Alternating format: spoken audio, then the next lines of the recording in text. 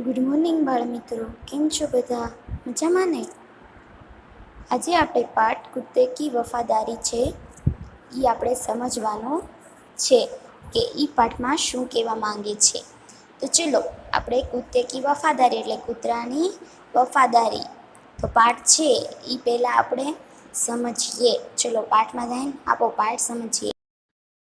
पुराने जमाने में व्यापार का सामान लाने ले जाने का काम बंजारे करते थे। एक बंजारा था।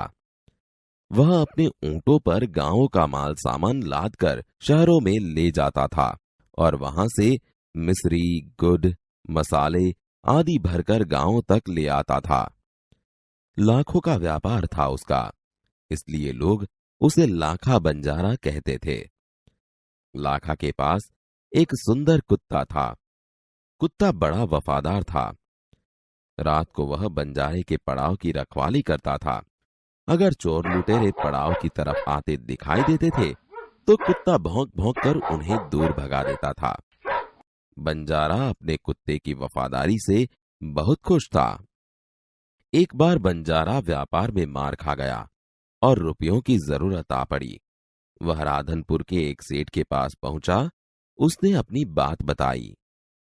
रुपए तो मैं दे दूंगा, मगर उसके बदले में तुम क्या गिरवी रखोगे? सेठ जी, मेरे पास फूटी कौड़ी भी नहीं है। मैंने व्यापार में सब कुछ खो दिया है। मेरी जबान पर विश्वास रखे और मुझे रुपए दे दीजिए। मैं आपकी पूरी रकम सूद समेत 1 साल में ही चुका दूंगा।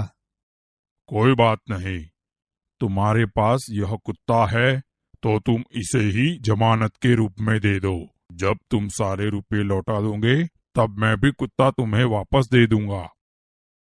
बंजारे को दुख तो बहुत हुआ अपने कुत्ते को देने में, मगर कोई चारा नहीं था। रुपए लेकर वह चला गया। कुछ दिन बीते। एक बार सेठ के यहां चोरी हुई। कुत्ते ने चोरों का पीछा किया। दूर जंगल में जाकर चोरों ने सारा माल सामान जमीन में गाड़ दिया और वहां से 9-2-11 हो गए। कुत्ता वहां भौंक भौंक कर सेठ को बताने लगा कि लुटेरे आपकी दुकान को तोड़कर माल उठा ले गए हैं। सेठ तो हक्का बक्का ही रह गए। कुत्ता सेठ की धोती पकड़कर आगे खींचने लगा। सेठ कुत्ते के पीछे पीछे चलने लगे। जहां चोरों ने माल छिपाया था वहां जाकर कुत्ता अपने पैरों से मिट्टी खोदने लगा। थोड़ा ही खोदने पर सब सामान निकल आया। सेठ की खुशी का कोई पार नहीं रहा।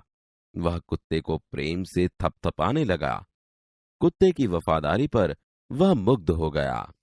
घर जाकर उसने एक चिट्ठी लिखकर कुत्ते के गले के पट्टे में बांधकर कहा, कुत्ते भाई जाओ, तुम अपने मालिक लाखा बंजारा के पास, तुम मुक्त हो।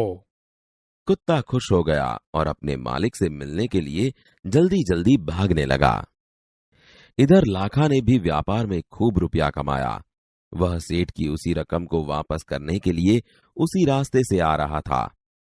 उसने दूर से अपने कुत्ते को अपनी ओर आते हुए देखा। वह नाराज हो गया।